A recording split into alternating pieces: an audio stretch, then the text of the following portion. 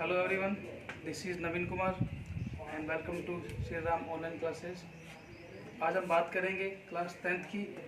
और 10th class में एक चैप्टर है, चैप्टर नंबर 9। उसका नाम है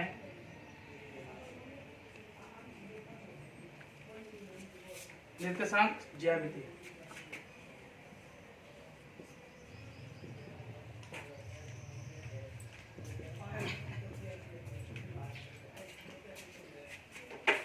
आज हम बात करेंगे निर्देशांक ज्यामिति की, जो 10th क्लास का 9 नंबर चैप्टर है, जिसमें से 6 नंबर का एक क्वेश्चन आएगा।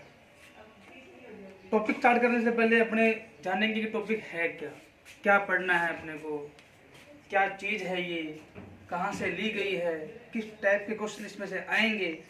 इन सब चीज़ों के बारे में अपने को जानना बहुत ही ज़्यादा ज़रूरी है। जब तक अपन किसी चीज़ के बारे में जानते नहीं हैं, पता ही नहीं है कि क्या है क्या नहीं है, तो अपने को उस चीज़ के बारे में ज़्यादा जानने की जिज्ञासा नहीं उत्पन्न होती। इसलिए अपने देखेंगे कि है क्या। तो बात करते हैं निर्देशांक ज्यामिति। मैं स्टार्ट करूँगा वर्ड से। इस वर्ड का मीनिंग क्या है? देखिए, निर्देशांक ज्यामिति ये 4 शब्दों से मिलकर बना है। और आप सुनते हैं, अपन नॉर्मल भाषा में अपने बहुत बार बोलते हैं कि हर शब्द का कोई ना कोई मतलब होता है। तो यहाँ भी हर शब्द का कोई ना कोई मतलब है। निर्देश प्लस अंक प्लस ज्या प्लस निर्देश।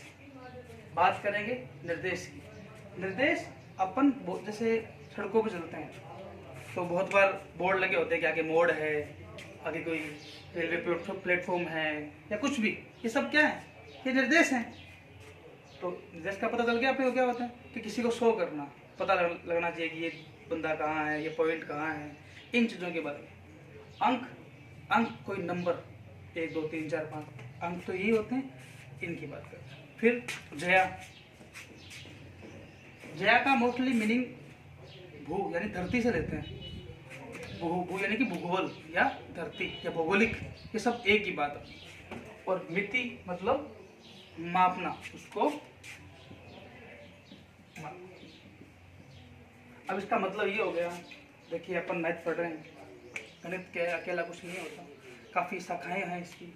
उसी के अंदर 10th क्लास से पहले आपने पढ़ा हुआ है ज्यामिति के बारे में। ज्यामिति मतलब बिंदु, रेखा, रेखाखंड, रेखाओं से बनी हुई आकृतियाँ, इन सब चीज़ों का अध्ययन जो होता है वो ज्यामिति के अंदर। मतलब आप नाप रहे हो किसी न किसी, रेखा है तो आप नाप रहे हो, रेखाखंड है तो नाप रहे हो, बिंदु है, 2 बिंदु है, एक बिंदु ये है, एक बिंदु है, इनकी दूरी, ये सब क्या है? ये दूरी को नाप रहे हो आप। तो ये सब किसके अंदर आता है? ज्यामिति। अब निर्देश अंक यानी कि आपको कहीं ना कहीं 2 पॉइंट दे देगा। 2 पॉइंट दे देगा कि हाँ भाई, ये आपको एक तो पॉइंट ये है, एक पॉइंट ये है, इन दोनों को मिला दो।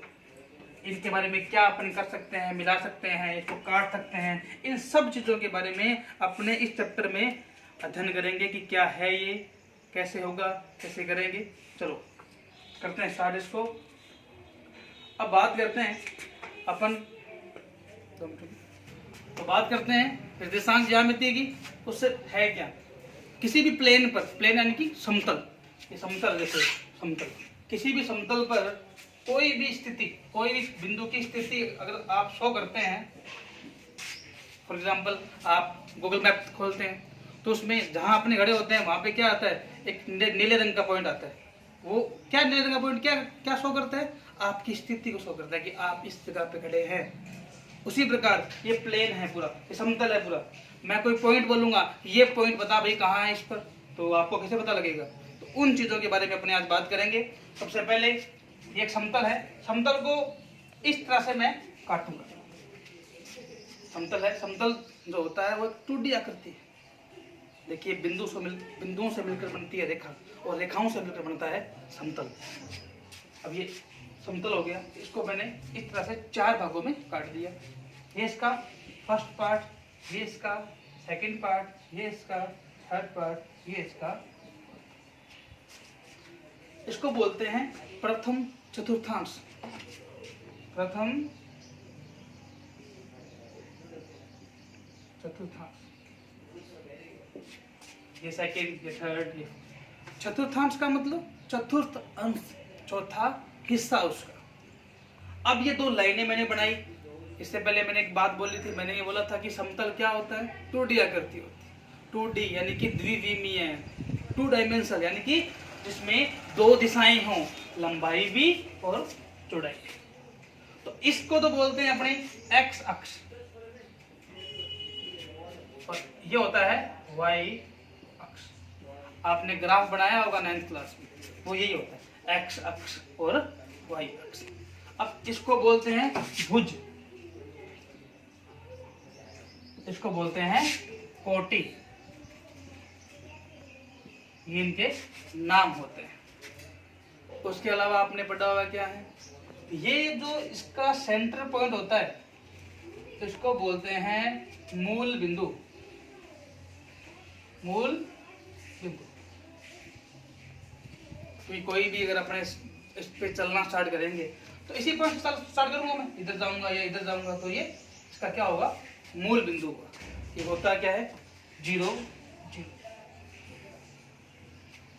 किसी भी पॉइंट को समतल पर जब अपने प्रदर्शित करते हैं तो उसको लिखने का तरीका जो होता है वो इस फॉर्म का होता है, ए डैश कोमा बी, इस तरह से इसको ये ए बी क्या है, इस पर भी अपनी बात करते हैं। इसको अपने एग्जाम्पल देखते हैं। पहले मैं इस रेखा पे, आपने ग्राफ बनाए हुए हैं, उस ग्राफ पे आप कैसे लिखते थे, ये 0 था, 0 के बाद में क्या आता है 1 2 3 और 4। इसी प्रकार 1 2 3, यहाँ पे -1 -2 -3, -1 -2, और ये एक्स अक्ष बोलते हैं, इसको वाई अक्ष बोलते हैं। इसको एक्स डैश से भी लिख देते हैं, इसको वाई डैश से भी लिख देते हैं, ज़्यादा कोई ये डीप बात नहीं है। अब ये पॉइंट लिख दिए आपने, मैं एक काम करता हूँ, यहाँ एक पॉइंट मानता हूँ। अब इस पॉइंट का नाम क्या है, ये कैसे पता लगेगा, इसको पढ़ते कैसे है, तो ध्यान से देखना आप। इस पॉइंट के बिल्कुल यहाँ कौन है, 3 के बिल्कुल सीध में एक पॉइंट है या नहीं है, है। तो इसका वैल्यू क्या होगी, पहली वैल्यू क्या आ गई, 3। और यहाँ ये किसकी सीध में है, 2 की, तो ये वैल्यू क्या होगी, अर्थात आप कह सकते हैं कि ये पॉइंट कौन सा है, 3 और 2। अब कोई भी आपसे पूछेगा 3 2 पॉइंट कहाँ है, आप फट से क्या करेंगे, ग्राफ बनाएंगे, 3 की सीध में और 2 की सीध में आप पॉइंट को बना देंगे, ये आपका 3 और 2 पॉइंट मिल गए। अब देखिए, अब ये 3 के सीध में यहाँ पे पड़ता है बिल्कुल। अब ये है क्या, इसी को मैं लिखता हूँ एक्स और वाई। देखिए ये एक्स है, ये वाई है, ये छोटा एक्स छोटा वाई क्या है, इस पॉइंट को शो करता है, इस पॉइंट की वैल्यू को शो करता है। देखिए कैसे, अब ये पॉइंट था, देखो इसकी डिस्टेंस इस वाई एक्स से कितनी, ये देखो, इसको ये डिस्टेंस और ये डिस्टेंस सेम रहेगी या नहीं रहेगी, सेम रहेगी। अब ये 3 है तो ये भी कितनी है, 3 है, इसलिए इसको लिखते हैं 3 से। मतलब ये जो पहला जो होता है x की वैल्यू, यानी कि x अक्ष पर वो पॉइंट कहाँ है, ये पॉइंट और ये पॉइंट एक ही बात है, क्योंकि ये है कहाँ, ये 3 की दूरी पे। इस पूरी लाइन के ऊपर जहां भी लाइन जा रही है, ये इस पे कहीं भी चले जाओ, x की वैल्यू कितनी है, 3 ही रहेगी, क्योंकि ये इसके बराबर है, इसके ये बराबर है। तो वैल्यू, पहली जो वैल्यू होती है निर्देशांक में, जो 2 बिंदु होते हैं x और y, एक बिंदु पर जो वैल्यू होती है x और y, पहली जो वैल्यू है वो x अक्ष पर होती है, उस वैल्यू को, और दूसरी जो वैल्यू होती है वो y अक्ष पर जो वैल्यू होती है उसको। अब ये 2 है यहाँ पे, ये 2 यहाँ भी 2 है, यहाँ भी 2 है, यहाँ भी 2 है, यहाँ भी 2 है, यहाँ पर भी कितनी रहेगी, 2 ही। इस तरह से इसको देखते हैं अपन।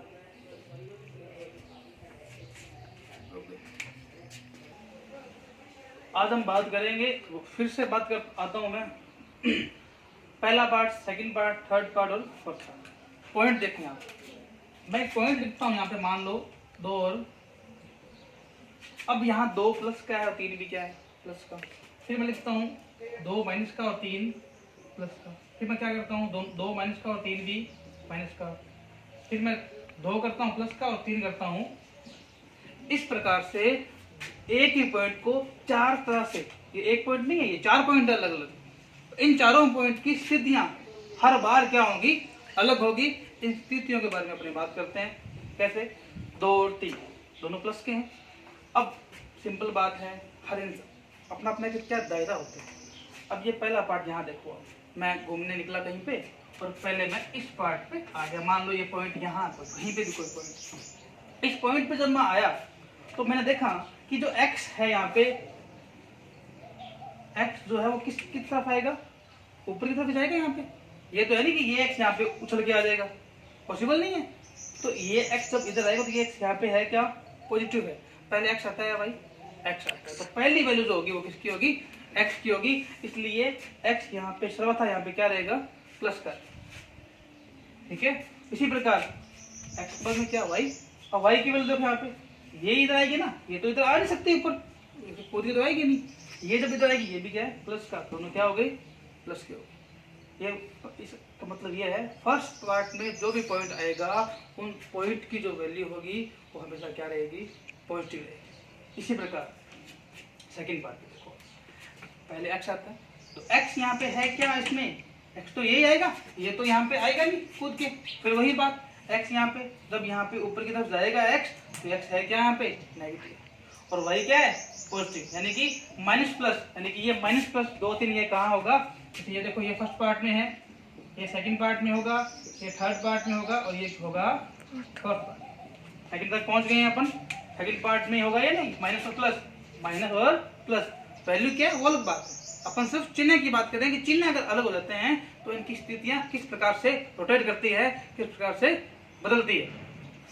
मैं तीसरे खाने में है घूमता हुआ, तो यहाँ पे x पहले क्या है, नेगेटिव है, y भी क्या है, नेगेटिव है, तो यहाँ पे हमेशा जो स्थिति आएगी वो हमेशा नेगेटिव है। और फिर मैं यहाँ पे लास्ट में जो मेरा लास्ट खाना था वहाँ पे आया और मैंने देखा कि यहाँ पे जब मैं आया तो मुझे एनर्जी कहाँ से मिल रही है, मुझे ताकत कहाँ से मिल रही है, मैं किस एरिया में खड़ा हूँ, मैं x के एरिया में खड़ा हूँ, और x यहाँ पे क्या है, पॉजिटिव है, ये इधर नहीं आएगा, यहाँ पे यही रहेगा, तो ये x यहाँ पे पॉजिटिव है, और y ये नहीं आ सकता यहाँ पे, ये तो यही रहेगा ना, तो ये क्या है, नेगेटिव, तो यहाँ पे क्या रहेगा। ये सब चीजें हैं, इसका बेसिक है क्या होता है। ये इस टाइप के क्वेश्चन बोर्ड में नहीं आते, लेकिन जो बोर्ड में क्वेश्चन आते हैं उनके लिए इन चीज़ों की जानकारी होना बहुत ही ज़्यादा आवश्यक है। अपने को ग्राफ में भी ये काम आता है। इसी के साथ एक दो बातें और, x अक्ष पर y का मान सदैव शून्य रहता है।